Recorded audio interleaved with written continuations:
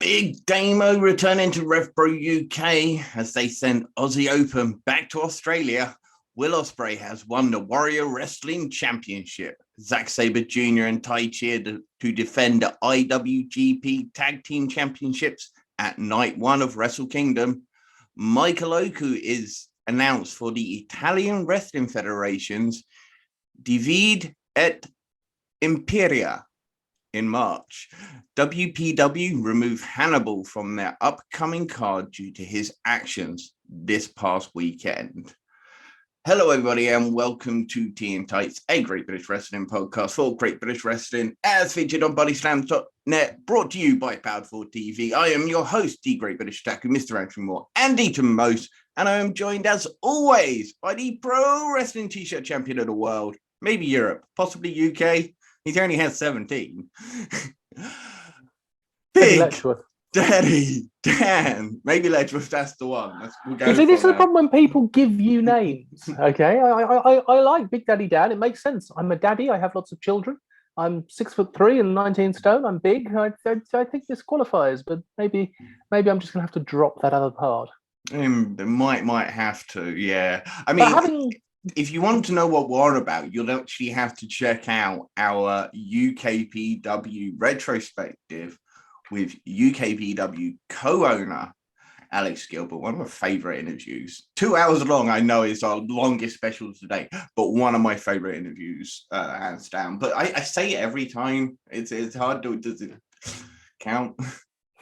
It's well worth listening to as well, because you get to see behind the scenes of the way a promotion works, and you get to hear things that I've not heard on any other podcast, so it's definitely worth having a listen. Yeah, well, he gave us some little tidbits. I mean, if you've ever thought you could run a wrestling promotion, we would urge that you go watch this special, because you may realize you have no idea what it takes to run a wrestling promotion. It's fascinating because it's proper behind the scenes stories, not just the things you'd expect, but the unexpected, and that's what makes a difference. Not going to give too much away, but one of the things is about the cost of certain materials you would need and not the ones you would assume. So it's well worth a listen. But having said, yes, I'm 6'3" and 19 stone, and I'm big. I'm not as big as the man in our first news story, and that would be Big Damo. Big Damo, yes, he is going to be back at Rev Pro UK on the 27th at the show we are at St. Neots, Seasons Beatings or something like that, I believe. Sounds about right. Sounds about right. It's Christmassy, it's got to be. But yeah, Big Damo, Rev Pro UK, St. Neots, 27th this month. Last time he made his way to Rev Pro UK, it was in Stevenage. I saw that one. Yeah. It was against Yota Tsuji, where he represented the Legion and took on Yota Tsuji. Yota Tsuji picked up the victory in a huge win for the young man. Do you see a repeat match coming into this? Different circumstances, but I can see possibly a repeat coming. Or maybe a surprise, maybe Damo taking on somebody slightly smaller. Possibly. It'd be, as I say, they haven't actually announced what he's going to be doing yet. They just announced that he'll be there. I just took the big no and just went, right. When they first brought him in, he was being brought in as the Legion to take on Yota Tsuji. Now, is it going to be him as the free person coming in to face the Legion's Yota Tsuji? That could work, and I'll be very happy. Damo is a headliner. I could see possibly Damo RKJ. Damo RKJ. They think they could throw him as an obstacle in front of Michael Oku ahead of his match with Will Ospreay. Is that taking a bit too much? Yeah, that would be a challenge. Although definitely. They did have Michael Oku going toe-to-toe with Big Mark Davis, so... Yeah, and he is not a small man. So, yeah, it wouldn't surprise me if they decide to try and make it out that Michael Oku could go toe-to-toe with Big Damo? I might struggle to commit to that. It would be difficult to commit to, maybe in a couple of years. But yeah, so that's at the Priory Centre in St Neots. So if you haven't got your tickets yet, get your tickets and come meet TNT and see Big Damo in action. But just so you know, keep your distance, wear your mask. Okay, I don't know you. I know you. Yeah, anyone who wants to be at that and wants to come and see us, we can politely bow, or we can make finger gestures from a distance. Yes, yeah, because coronavirus is about Omicron, Unicron, Delta variants. Yes, yeah. It's a bastard. But that's not the only news from Rev Pro UK, is it? No. Before we get on to the next bit, they have also released their 2022 Live at the 229 schedule. So they will be at the 229 on a monthly basis out of London. So Rev Pro UK have got dates. So the 9th of January, the 6th of February, the 6th of March, the 3rd of April, the 8th of May, 5th of June, 3rd of July, August the 7th, 4th of September, October 2nd, November the 6th, and December 4th. Excellent. So that's a great lineup there of Rev Pro shows, nice and easy to get to for me in the centre of London. Yeah, 229 has always been quite an accessible venue for them, and it provides a nice little base because it's their one true base, if you like. Yeah. Now, one tag team that we will not be seeing on the 27th of December at the Priory Centre in St Neots is Aussie Open, because they have had their bags packed for them and have been sent back to Australia after their despicable actions of late. Yeah, sad to see them go. I bet you are. Bye, I know you really wanted to see them. I never got to see you in person. Come back soon. I do. In all seriousness, do come back soon. I did see a really, really nice photo, actually. It was Mark Davis. He's just gotten home and he has a gorgeous golden retriever by the looks of it. And it was just snuzzled right into him. Very similar to the way Badger does with myself at home. So it struck a kin. And yes, I'm sure his dog missed him dearly, as the tagline said. Oh, bless. But they are, of course, the PWA champions, Pro Wrestling Australia. So no doubt, I think Australia might be about opening back up. I think there is a PWA event coming soon. So they might be once again able to perform, because that's the reason they came back to the UK, is they literally got completely shut out of Australia for a time, and they had to come to the UK again to wrestle.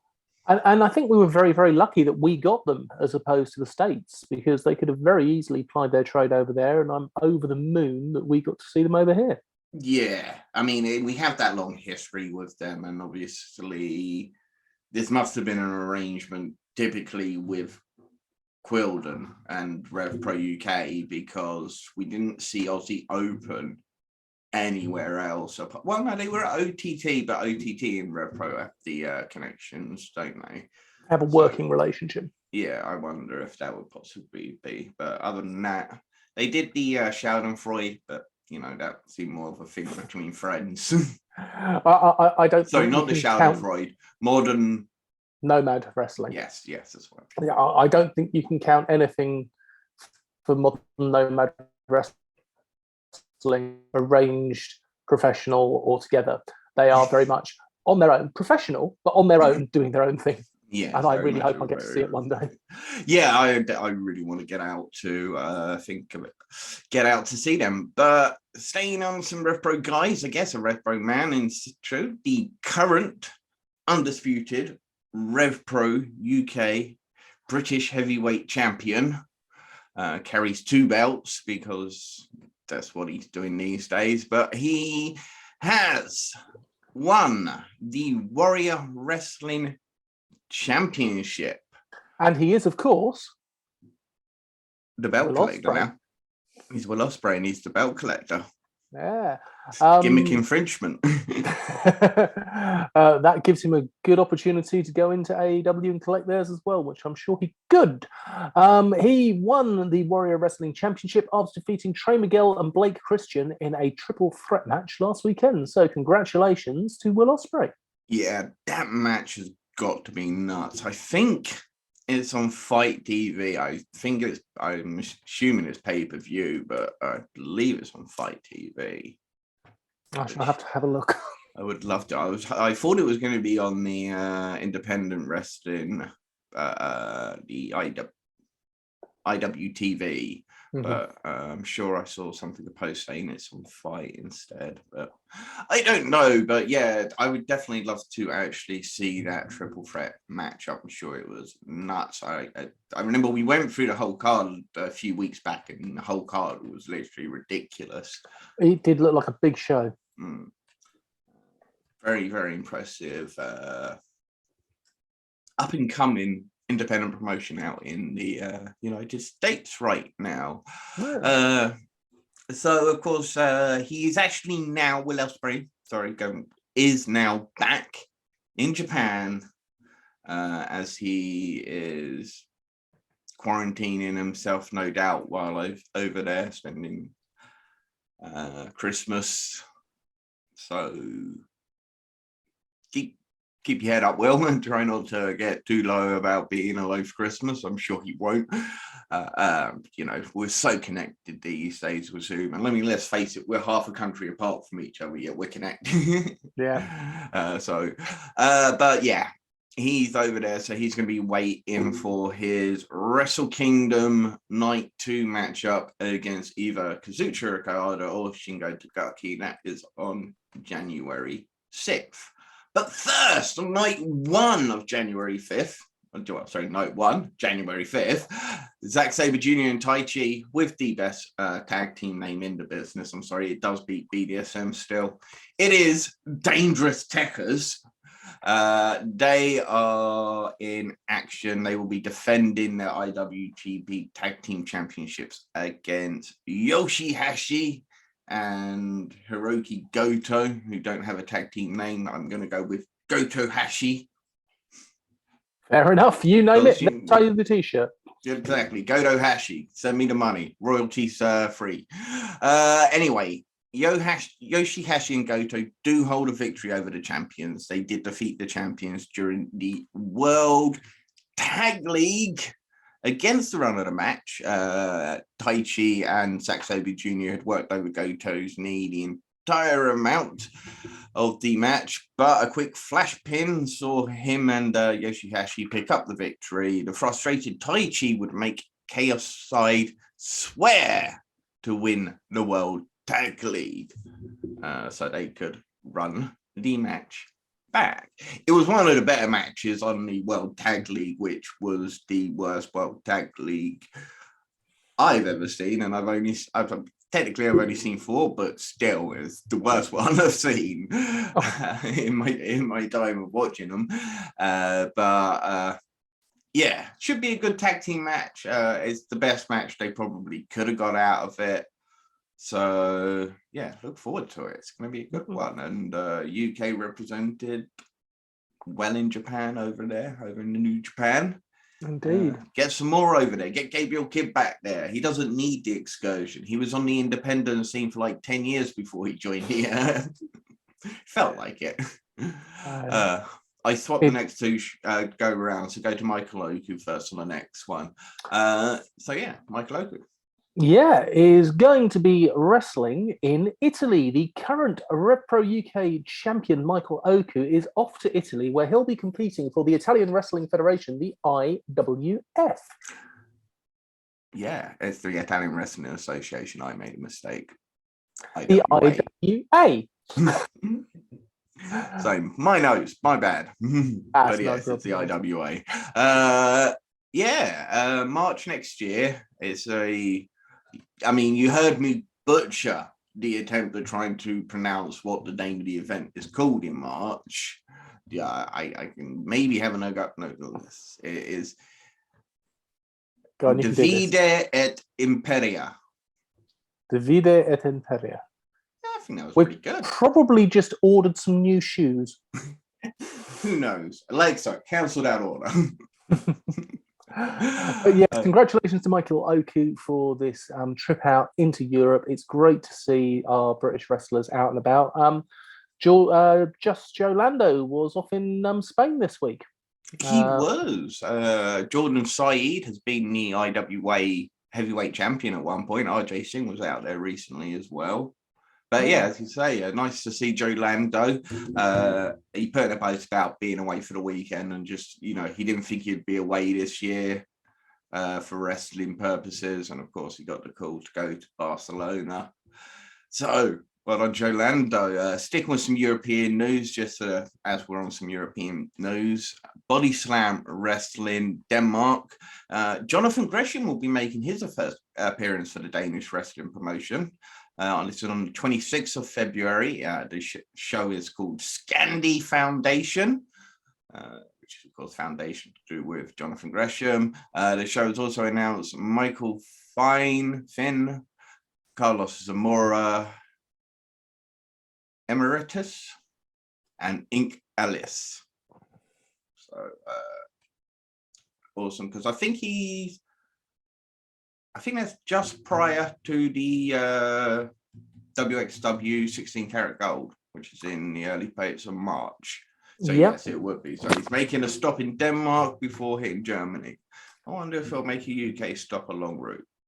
Fingers crossed. Indeed. One person who won't be competing in UK right now. Yes, is Hannibal. WPW have removed Hannibal from their upcoming card All-Star Extravaganza on February the 19th, following his heinous actions this past weekend in Texas. If you haven't seen it, he attacked the referee with contusions all over his head. He's needed multiple stitches and he's going to need plastic surgery. You're going to run that back. We lost you for a minute. Okay. He's been removed. Hannibal has been removed from the All-Star Extravaganza on February 19th following his actions this past weekend in Texas, where he attacked the referee with a spike, stabbing him multiple times in the head. He has got multiple contusions. He's going to need stitches and he is going to require plastic surgery. There is a GoFundMe to help him with that, I believe. Hannibal was due to face off with Joel Redman. He has been replaced by Yestin Reese. So all in all, if you're going to that show, you're going to end up with a better match anyway. Yeah. Yestin Reese is a fantastic big man. Joel Redman, of course, is phenomenal.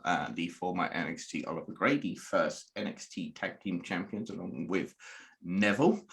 But I'm glad, obviously, they made the decision quite quickly, which was the right decision always. Yeah.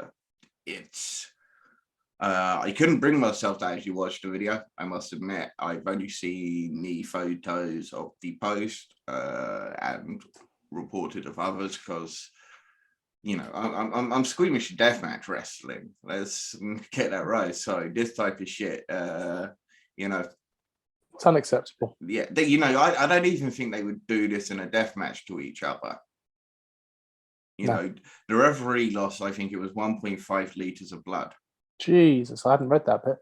Yeah. I've only seen the pictures, and they were he nicked an artery, and I'm sure it was 1.5 liters of blood. And if you've ever seen the Archer episode where he gets drained a liter of his blood, everything can be brought back to Archer. Everything can be brought. I'm just watching a new season actually. I've got it on my list, but I'll be honest with you, at the moment, I am struggling to watch wrestling. So I haven't even looked at Archer yet. But speaking of watching wrestling, I have managed to watch. I was going to say, let's get right. So so you've only watched the first part of ICW, Fear and Loathing, so we're not going to be talking about it until we've both been able to watch both parts. I've watched most of what I'm going to watch because there's a lot. I'm just not going to bother. There's still a couple. There was two matches I haven't seen that I wanted to see, so I still need to watch those ones. And yeah, as we say, Dan hasn't had a chance to watch the second one yet, so we will be discussing that next week. We got a fantastic interview lined up next week. It's going to be good to announce when we do. Are we announced it? Do you think? No, I think we better hold back. Play it by ear. Just telling you now, we've got an exciting guest lined up, and another exciting guest for the week, just a couple of weeks after. We have got some specials coming to you that you're going to absolutely love.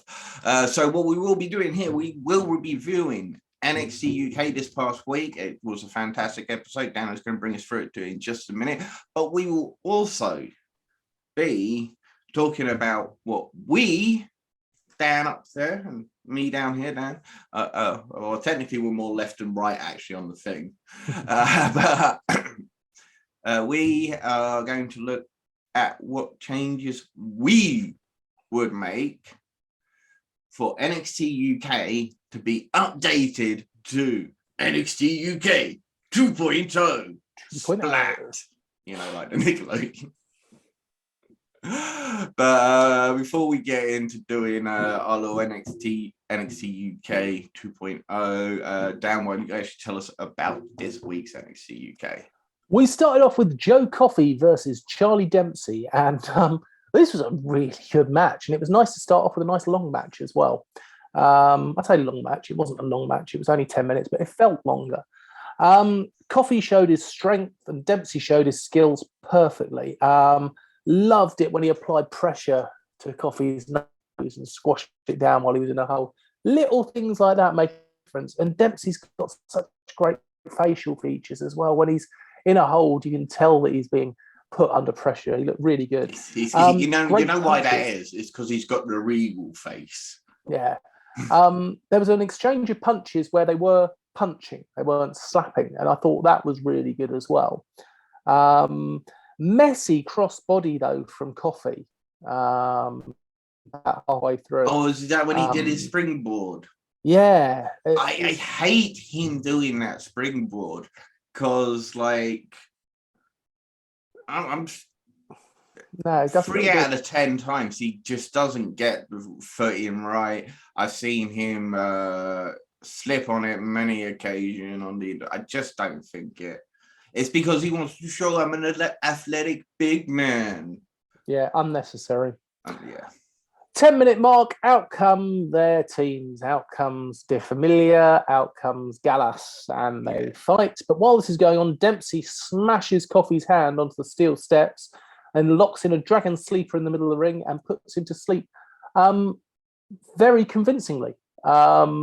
This wasn't a... Which is hard, because to do a dragon sleeper and make it look convincing is not easy, because it is one of the most ridiculous holds in wrestling, as in it is 100% ineffective.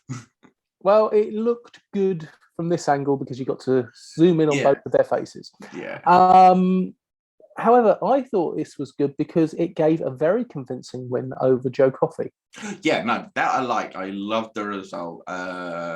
Like to see Dempsey really locking it in that stretch submission that he uses most of the time. But obviously, I'm not sure if Coffey's got enough elasticity in his muscles to allow him to be into a move like that. I also think they might have been holding that back because of the main event. And they might have wanted specific moves saved for that main event. Yeah. So, yes, that was that match there. We then had a recap video of the Tag Team Championship match from last week, which, of course, was excellent. Skid Scala then announced that Symbiosis will take on Smith and Carter, and representatives of De Familia will take on Styles and Mastiff to decide who is going to be the number one contender for the Tag Team Championships. They then had another one of their new video packages where they... Do any of those tag team names right there really excite you in any looking... Because they're just hodgepodge teams. I mean, Smith I would... Carter. Well, yeah, apart from Smith and Carter, it's about the only one I would put forward. But De Familia, you know, I'd rather them remain like a stable, but not as a tag team stable, if you know what I mean. Yeah. I think make them more. Just I don't think that work. Massive and Stars, well, we've talked about again. It's just a throwing together team. It's There's nothing much to that. And what was the other team? Symbiosis. They have a little bit of continuity They're winning. and the manager. They're winning. Symbiosis are winning. Nah. De Familia already. De Familia are already in a rivalry against Gallas, right? So that's your big heel. That's your one heel tag team taken out straight away. So that means they're getting screwed by Gallas, and Mastiff and Stars are making it to the final, which then leaves us the option of either having a face versus face of Mastiff and thing, or Carter and Smith. So really the option is Symbiosis go over Carter and Smith, and then they go over Stars and Mastiff. Because I mean, I wouldn't want that. I suppose you could play it by how would you do it? How would you book Carter and Oliver once you come back from being frozen? How would you book a Carter Smith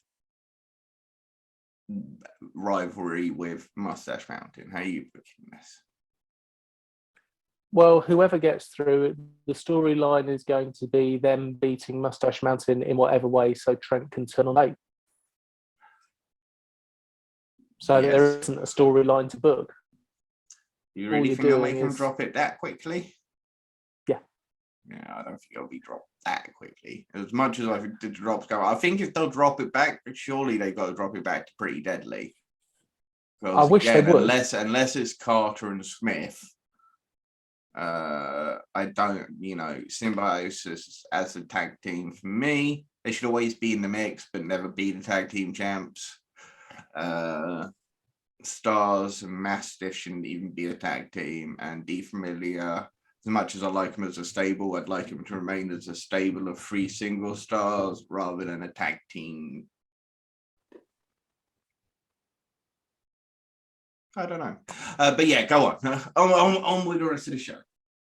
We then turned Jordan Devlin into a perfume advert.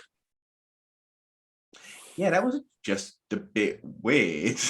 I thought it was like, yeah. To start, I thought it was going to be American Psycho, kind of like they did with Cody back in the day. But no, it was just weird. It was like a perfume advert. So if you want to stink like shit, you too can be Jordan Devlin. Indeed. Just being a bit harsh, but I don't like the man. We then had Mustache Mountain celebrate in the ring, admitting occasionally they fall short, but now they are the champions. Trent said he doesn't know what to do if he didn't have the belt. Yeah. Then pointed out that they're the only people that have NXT and NXT UK championships, and that Tyler Bate is the first Grand Slam winner. Yes, of course. It's good to see. As you say, we discussed that last week. We did. Smith and Carter then cut a promo. It was bland. Hinting that Smith and Carter could be the ones. Fingers crossed.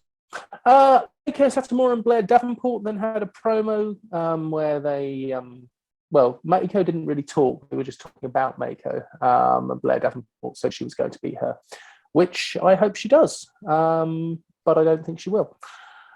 Danny Jones then got half an intro as he took on Kenny Williams.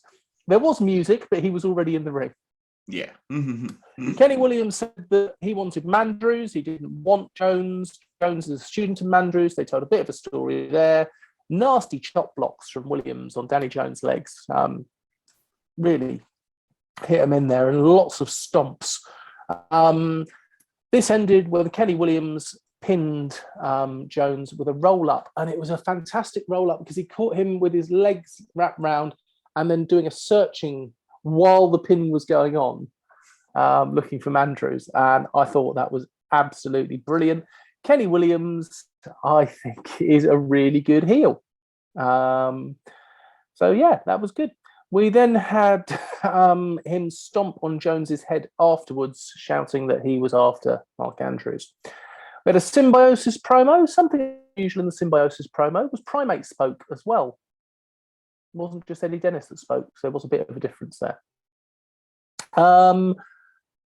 Williams then broke Andrew's arm, apparently. So that's all 3 members of Subculture injured and off. Yeah, so is that legit? Is this seriously another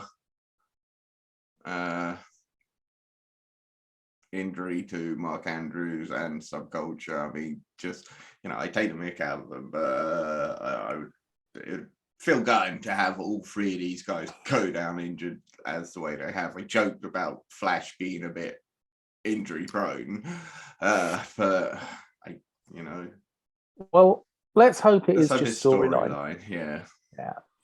We then had our main event, Nathan Fraser versus A-Kid in a British rounds match for the number 1 contendership for the Heritage Cup.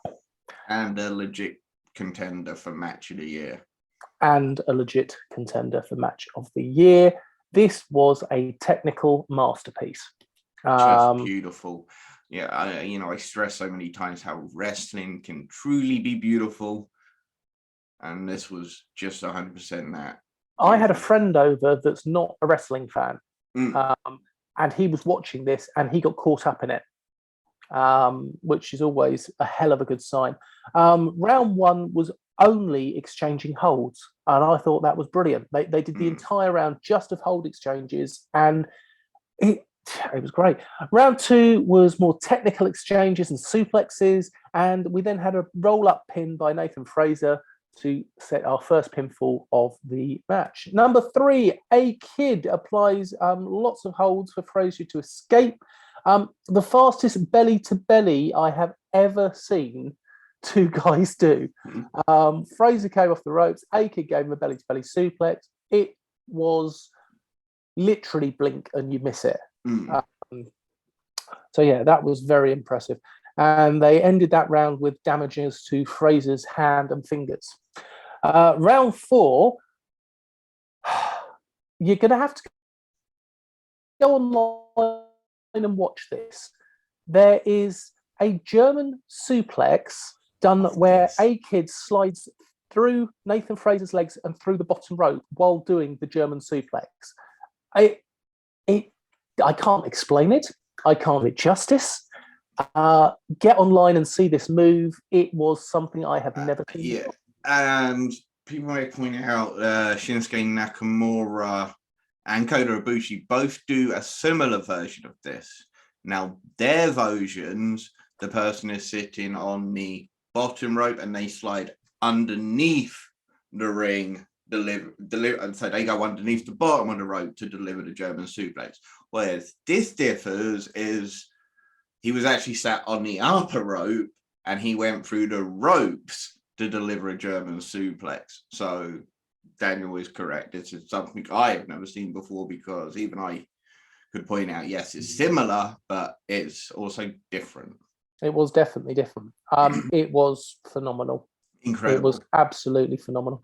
Round 5, there was a super kick that Nathan Fraser did that was so tight in. Looked like it completely knocked out A-Kid. And then A-Kid locked in the double armbar submission that he does and got the 1, 2, 3 submission holds. So not the 1, 2, 3, got the submission. And that is it. That is, as they say. No, because did I miss the part where you talked about him getting the pinfall via the super kick? Martin, when you cut out a little bit. My apologies. Grab that one. Yeah. Yeah, great. That was a super thing. Now, I'm just going to bat something about here, because a lot being said about, Daniel Bryan. And people are like, oh, this person could be, the next Daniel Bryan. Johnny Gargano could be the next Daniel Bryan for the WWE. Oh, Kyle O'Reilly could be the next Daniel Bryan for the WWE. Now, if you want the next Daniel Bryan for the WWE, it's A-Kid. And before we get it, I hate those comparisons. He's going to be the first A-Kid. But if you want to talk like to like, so many similarities between the two. One, from the fact that A-Kid has true Brazilian Jiu-Jitsu background, an MMA background, that's how he trained originally to become a wrestler. They're both undersized. They both have phenomenal striking, phenomenal grappling. If there's a little bit of a difference between the two, is the fact that A-Kid is probably more athletic. And there's no diss to Daniel Bryan. Maybe Daniel Bryan now, Daniel Bryan in his youth. But even Daniel Bryan in his youth could not do some of the things. A-Kid can go toe-to-toe with the best high flyers and almost look like he's a high flyer doing it. That backflip DDT that he does from the top rope, just one example. He is, that would be the only thing that I would maybe put it, but the experience level for Daniels right now, he's well ahead. You want to talk about Daniel Bryan made himself look legitimate against Brock Lesnar when a lot of people thought he could have. Well, A-Kid made himself look legitimate against Walter when I wrote it off completely thinking, A-Kid can't make himself look legitimate against Walter. I was wrong. He did. He took Walter to the limit. He did it in a very realistic way. There are so many things that I could keep going about why A-Kid is phenomenal. Think of every match this year you've seen of A-Kid and tell me if any of them are 4 sugars or less. He has been absolutely untouchable in 2021. He's been brilliant. If there's anyone, we'll probably doing our awards next week. We will be doing our TNT Brit Wres Awards next week, and we will be talking about this. But he is a shoe-in for best NXT UK star. I'm probably not even going to put him in for a best youngster because it's just not fair. No. At 24 years old, this guy, the Spanish sensation, A-Kid, has legit everything it could be to be one of the best wrestlers in the world. And if WWE don't see that, I tell you one thing, AEW will. As will New Japan. New Japan, because they don't really like their small guys. They're not, they like their small guys, but they don't put their small guys on the same sort of level. It'd be very hard for him to make it in a heavyweight division in Japan. They would stick him in the juniors, probably. We should see. Probably. I mean, Kenta's in the heavyweight division, so you never know. So, talking about people going places. Oh, what was your score? My score was 4 sugars. My score was also 4 sugars. I can't justify the 4.5 just for that one match, but 4 sugars. Yeah. So what moves would you make if you were put in charge of NXT 2.0? So we want to see people moving on, maybe being asked to look for new gimmicks elsewhere. Well, the first thing I would do is I would send Dave Mastiff out. I don't think he's being used to his full potential. I think if you put him back on the indies, make him a monster, he would be absolutely phenomenal. But I'm not kicking him out. I'm sending him out on sabbatical. Unpaid. You're paying for him to go under the independents for a year. And this was dumb practice back in the day, by the way. This was a true, this is what they kind of used to do in wrestling. They used to, if the bigger promotions would pay their guys sometimes to go away for a year, get more experience, change their gimmick, and come back fresh. Yeah. So that's what we're talking about here. We are definitely not choosing the words release. Yeah. The first guy that I would bring in has had a couple of matches on NXT UK, but I would bring him in full time is Tristan Archer. I think we could do with another big heavyweight wrestler, and he is a muscular guy. I think he would fit in really well. Yeah, no, good one. I would then also bring in the Arrows of Hungary. Love watching the Arrows of Hungary. I think that NXT UK really needs some more tag teams, and I think Arrows of Hungary would be a great addition for them. Number 4, I would send Amel to the main roster, especially after that promo last week. The fantastic promo, yeah. Yeah, I think she is ready for the main roster. I would send her up. I would then bring in Daz Black. His work on ICW has been phenomenal. I think he would do very well at NXT UK. I would then bring in from the Indies, Warren Banks. Good one. I would like to see Warren Banks come in. Could do really well in the system, to be honest. Yeah, very much so. Massive. I would bring in Rio to firm up the women's division. Mm-hmm. I think she would be brilliant. I would send Saxon Huxley out on sabbatical. Yep. And now I've got my two interesting ones for the end. I will put Johnny Moss back in the ring from his training position into an in-ring position. Okay. I would have it as him being the elder statesman in kind of the way that they've sort of said it with Trent Seven, but have him almost like a Mako Satomura, but without a belt, as someone to go through to raise people up. And then finally, someone who I think would do really well now going into the NXT system in the same way that Aaliyah James did. I'll bring Clementine in. Okay, yeah. I think I'll bring her into the system the same way Aaliyah James was brought in. She is very fresh-faced still. Let her learn the WWE style now. Let her go forward, and I would put Clementine in NXT. Super. I kind of like those. Yeah, again, comments, please get in the sections. Let us know kind of what you thought of Dan's NXT 2.0 plans. So I've gone to a bit more, I must admit. I have decided that all three members of Gallas have been on NXT for too long, NXT UK, so I'm sending them to America because they're big enough to be jobber fodder for the NXT 2.0 lads, because they can be brought in, they would look serious enough competitors because they're big, they're strong, they're a unit, but you can have somebody like Bron Breakker absolutely destroy them and so forth.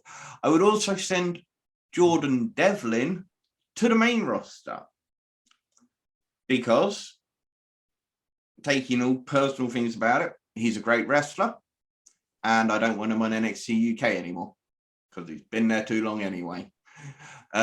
Next one would be Tyler Bate to NXT to go join up with Pete Dunne for a little while on NXT. Now, how I'm going to do that is, yes, we're going to have him lose the belts to Pretty Deadly.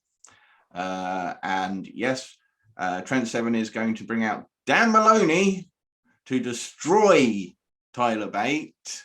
And he's going to create Birmingham Strong Style. Big Strong Boy 2.0. Big Strong Boys 2.0. Only for Dan Maloney to literally turn on Trent Seven the nearest opportunity to become a Uber Hill. I think I'd made some storyline before about him being Rampage Brown's protege.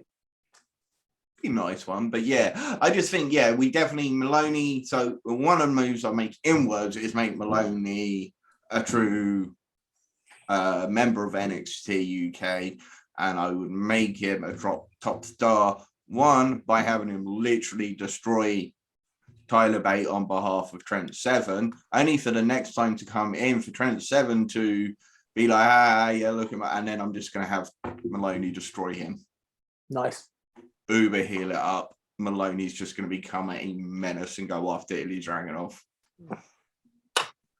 Sick and tired of being left behind. Yeah, I'll be happy with that.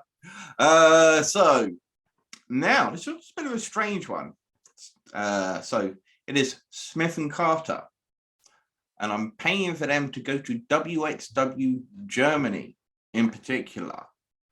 Ooh. Because I think WX Germany could do with having a bit better tag team division themselves. They could do with another true tag team, and it will give Carter and Smith a period to become a main event tag team and come back in as a main event tag team. So on sabbatical over to WXW Germany. I think because Carter's got the European link anyway, being Swiss, Ghanaian. So he brings that European sort of bit together. And just, I agree with you with Dave Mastiff. I am going to, again, I am going to send him on sabbatical to become a main eventer because he should be. Yeah, and we both want to send him on sabbatical. We don't want to get rid of him. We just think that he needs to have that time to re-establish himself as a monster. Damo right now. Yeah. You know, he needs, but yeah, he can main event. There's a lot of shows out there. Now, Jack Stars, as I'd like him, he's a phenomenal person, but I need him to pick up a new gimmick somehow, some way. So he would be given a year to do that, basically. And I would do the same to Flash Morgan. One of the main things is I'd hope that Morgan would continue to put on size that he has been doing over the period that he's been at NXT UK. So I'd hope that to see him continue putting on size and again becoming a legit main event talent out on the independent scene. I think he would be a phenomenal. Now, inwardly, you're right. The NXT Tag Division is absolutely dog poop. So I want the Smoking Aces, I want the Kings of the North, I want Sunshine Machine, and I want the 9-9. And at some point, I'm probably going to take Jack Morris and Corbin away from their tag team partners to become singles main event stars. There's not a play on, you know, big. The other guys are brilliant, you know, Dickie Divers and Bonesaw. But they're kind of like Trent Seven. They are the elder statesmen of their group, and Corvin's got a damn look about him that says, I'm a main event talent over the world. And the same goes to Jack Morris. He's got a look about him that just says, I'm a main event talent all over the world. So their main Sunshine Machine, they're really good at the end of the day. They really are, and they would provide great matches. I'd maybe give them a single run as NXT UK tag team title holders, but I'm not really bringing them in for that role. They may get a shot at it though. And then the Smoking Aces, Charlie Sterling, Nick Riley. You could split them both off and make both of those guys single stars. They are incredible. Bringing in Woodley, Marius Al-Ani from Germany, because I think he's phenomenal. I think NXT UK could do a bit more European guys like yourself for bringing in Tristan Archer. I think it's nice that NXT UK does bring in some guys from over the pond on that side. So speaking of that, I want Peter Tihanye, Hungarian talent, very young, extremely athletic, and I'm going to need some new enhancers, some guys that can enhance people, and Tihanye can certainly be that guy. Daz Black, like you, he's a superstar, you know. Harley Hudson is the young girl in my who I think is absolutely incredible. Just strong, athletic, great look. She's going to be a superstar at some point, and bringing her in now, she's so young at the moment, so to have that, like the Clementine thing. The other one is Iva Koloski, who we've seen recently in WXW. She's WXW's women's champion at the moment. She's still young into her career, extremely athletic, got some high flying ability, and I think that's something the women's division in NXT UK really, really suffers from. It's because that Aoife Valkyrie's out at the moment, but to be honest, Koloski is probably a little bit more agile, gymnast, if you like. Yeah, she's very much, she's absolutely phenomenal. And then Chris Ridgway, because it's Chris Ridgway. I'm going to say Chris Ridgway, so, you know. I purposely didn't, because I don't think NXT UK is the right place for Ridgway. I don't think NXT UK is the right place, possibly, but he would be a phenomenal opponent for Ilya Dragunov. I'll bring him in as a one-off, as a monster heel to go against Dragunov. But literally, I would say, look, just come in, kick like 5 of my jobbers' asses, just beat the living absolute out of them, take on Ilya Dragunov, take the loss, and then, good luck with your future endeavors. Yeah, but he would be a phenomenal opponent for Ilya Dragunov, would be absolutely incredible. So, good. Yeah, again, guys, let us know what you thought of my version of NXT UK 2.0 Splat. I can promise you we won't do the Splat logo. Okay. And if you really want to, let's see who you thought had the better vision. Anyway, have you seen what's been added to Powered 4 TV? I mean, we gave the preview for it last week, but have you been keeping up with what's been going on Powered 4 TV this past week? I've been able to keep up with what's been putting on, and it's challenging to keep up because, my God, how much good content is being put on all the damn time. Yeah, literally every night of the week right now, you are getting some type of new show put up onto Powered 4 TV. And it's incredible. I mean, in the past week, we had the IPW Fight for Your Right. This took place in 2018. You've got IPW Z-Force champion Maverick Mayhew, friend of the channel, versus Curtis Chapman, Ashley Dunn, and Amir Jordan. Friend of no one. That's poor Amir. Mad Kurt. Mad Kurt. Don't start on Mad Kurt because I want him to leave us alone. Zaya Brookside versus Zoe Lucas. Doug Williams versus Chris Ridgway when Doug Williams just almost at a peak. Mark Haskins versus Kip Sabian, Jody Fleisch and Johnny Storm on the card. How can you not like that? Plus, later in the week, you had Live at Unit 9, December 2018 from IPW, Chris Ridgway versus Timothy Thatcher. Wow, that was just so beautifully brutal. Just beautifully brutal. There's the IPW Invitational 4-Way. Leighton Buzzard, LJ Cleary, OJ MMO, and Elijah. Shane Taylor versus James Storm. And Kip Sabian again versus Mark Haskins. That was an arm running through for a lot. And plus you had the latest free from the Catch Pro Enigma series. This is Night 2 Block A, Night 2 Block B, and Night 3 Block A. I'm just going to point out one match, and that is Keenan Krishna versus Sexy Kev Lloyd, the sexy shooter, the hip gyrating submission machine. If you love wrestling, if you love grappling arts in any way, shape, or form, I mean, you should check out the whole Enigma series anyway. Just fantastic young competitors. Scotty Rourke. Names are blanking on me, sorry.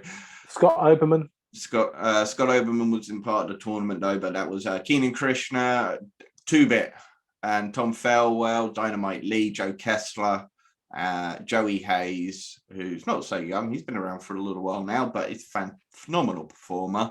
But yeah, in particular, Keenan Krishna versus Kev Lloyd, Northwest Strong versus Wigan Snake Pit.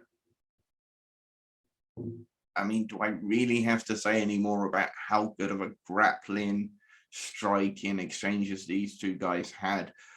Northwest Strong versus the Snake Pit Wigan. Just beautiful. I love wrestling, and I love wrestling when it's done like that. 2-Bit's been phenomenal throughout. So is Tom Farewell. Definitely check that out. And free right now, not on the sign up part, you can check out OPW's charity event, Peer Fear, which did contain a tables, ladders, and chairs match with some big old boys, Reese and Rogan, Synergy, and Born Ready. Plus some other fantastic matches, including Scotty Rourke versus Ryan Hunter and Sam Bailey, Big Guns Joe Keenan, and Rob Jake. It is a phenomenal card, and they did it on behalf of the it's a hospice local to the area, and all funds for the show, I believe, were donated. So that is absolutely fantastic from OPW. So go support all of that by signing up to Powered 4 TV and get 1 month free by using the promotional code TPOD, TEAPOD. Go check out some fantastic British wrestling.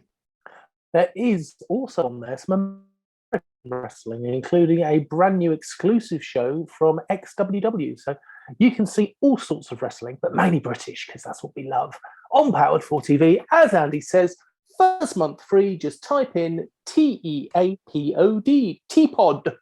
And by the way, Dan is loving the new American one because it is extreme. Sorry. Goes with my beard. It is. It's XWW. It's Extreme Warfare Wrestling. That's the one. Yeah, so go check them out as well. 100% worth doing. Always good to keep your eye on talent from around the world. So that is a great way to do that. Madman Fulton in a gauntlet match. Yeah, and Fodder's in there as well, and he's starting to make his name over in the States. So get a chance to see him while they're still young. Should we do a further roundup? Yes. Can I start? Go for it. North Wrestling NCL make their return next year on the 5th of February at the Anarchy Brewery in Newcastle with Losing My Edge. Great name. Indeed. Can you take Purpose Wrestling? Purpose Wrestling return on February the 11th with Fix Up Look Sharp. Tickets go on sale on the 20th of December, and so far they've announced Jordan Breaks versus Nico Angelo, as well as Luke Jacobs and Chris Ridgway versus the NIC, Northern Ireland Connection, Charlie Carter and Osen Delaney, and that will be at the Merton Art Space in Wimbledon. Yeah, that should be a great little tag team match.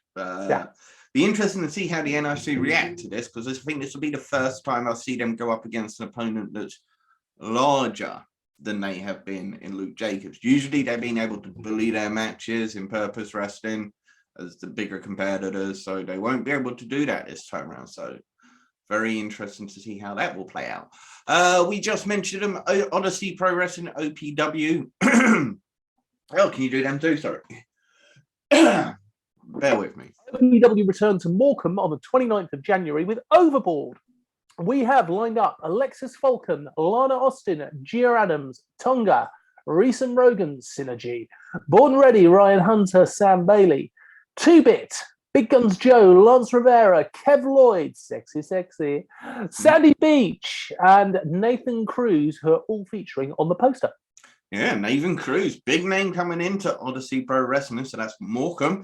TNT Extreme Wrestling, they've announced a huge tag team championship match for Merseyside Massacre on the 6th of January. We've got the Kings of the North as they defend their newly regained championships against Lycos Gym. Plus, TNT Extreme have once again, or will once again, be featuring another local promotion on their show. As part of their Extreme VIP package, the pre-show match will be an OPW Championship match, as Lance Rivera will challenge OPW champion Ryan Hunter. And in TNT Ignition news, Scott Oberman has put his TNT Ignition career on the line for a shot at Tom Fairwell's power-up briefcase. See how that all plays out in one place and one place only. Powered 4 TV. Triumph Pro Wrestling. Tickets are now on sale for Triumph's Cruise Control on the 12th of February. The Bryony Brothers, Just Joe Lando, Warren Banks, Callum Newman, Ashley Dunn, Evie Madden, The Rebellion, Taylor James and Jack Torreo, and Vaughn Vertigo are all scheduled to be part of the show. So that's the Bryant brothers, as in Nino Bryant and his younger brother. Yeah, what is this? I'm going to steal the Blackadder one here. Is this Bryant the Younger? Bryant the Fetus? Wow. Yes. I can't wait for that. Phenomenal Elite Wrestling, the new promotion down in Stratford on Avon. They have been continuing to build their roster. That's the Rebellion, Frankie T, Warren Banks, Jason Joshua, and Big Guns Joe will all be part of the new promotion.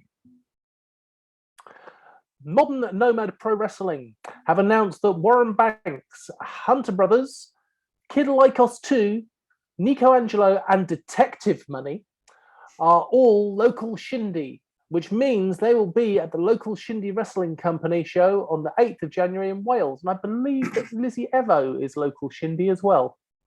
Oh, that's a new one. I missed that one. Target Wrestling make their first home appearance on the 5th of February. Carlisle Station Hotel, set to feature Eric Young, Martin Kirby, and Kid Lycos. Two. No Mercy Wrestling have announced their first matchup for their upcoming Strike First, Strike Hard show on the 15th of January, which will be exclusively available to stream on Powered 4 TV. The two city tyrants, Man Called Wesker and MJ Grayson, face RC Chaos and Oliver Sutton. FNW Fight Nation Wrestling. FNW have announced that Roy Johnson and Alexander Roth of the 8-7 will face Billy Hayes and Jay Joshua for their FNW Tag Team Championships at Rise of the Kingdom on the 27th of January. We discussed that with Alex Gilbert. We did indeed, and I cannot wait to watch that match in person, which I will be there. Wrestle Carnival, talking about things we'll get to see in person, have announced the fourth entrant of the Carnival champion and the Queen of the Carnival tournaments. Chris Ridgway has been announced as the fourth competitor in the Carnival Champion Tournament, and he has been announced as the #1 seed as well. He'll be joining Charles Crowley, Charlie Sterling, and Jay Joshua. Jetta is the fourth entrant in the Queen of the Carnival. She joins Rio, Charlie Morgan, and Alex Windsor. The tournament takes place at Carnival of Champions on the 29th of January. Plus, the King has arrived at the Carnival as RJ Singh has been confirmed for the Thursday night Carnival on the 17th of February. Well, you know what they say, don't you? They say Singh is king. Hello. Singh is king? Singh is king. Singh is king. We lost him for a minute. Another brand new promotion based in Stratford. They have announced their first show. We're going to run this town tonight. That is on the 5th of March. They've announced that Tom Farewell and Chris Ridgway will be part of their first show. Title Championship Wrestling, TCW, had to regrettably cancel their Leeds Museum shows, which were due to have taken place this weekend. But Title will be back on January the 30th with the Makeup Show, which is in Huddersfield. HT Drake, Joe Wade, Natalie Skies, Crashboat, Rebecca Resner, Callum Newman, Casey, Seb Strife, Dora Diablo, Ace Matthews, and Unserico will all be in action. Reloaded Championship Wrestling Alliance, RCWA, are back on the 22nd of January with United in Raynham. An incredible main event as Paul Robinson faces off against Will Ospreay. Newman, Joe Lando, Banks, Darcy Stone, and Evan Lee. Okay, so that was Callum Newman, Joe Lando, Warren Banks, Darcy Stone, and Evan Lee. That looks set to be another fantastic show at Reloaded Championship Wrestling Alliance, which again will only be available on Powered 4 TV to stream. And with that said, ladies and gentlemen, just remember one thing. Don't feed the trolls.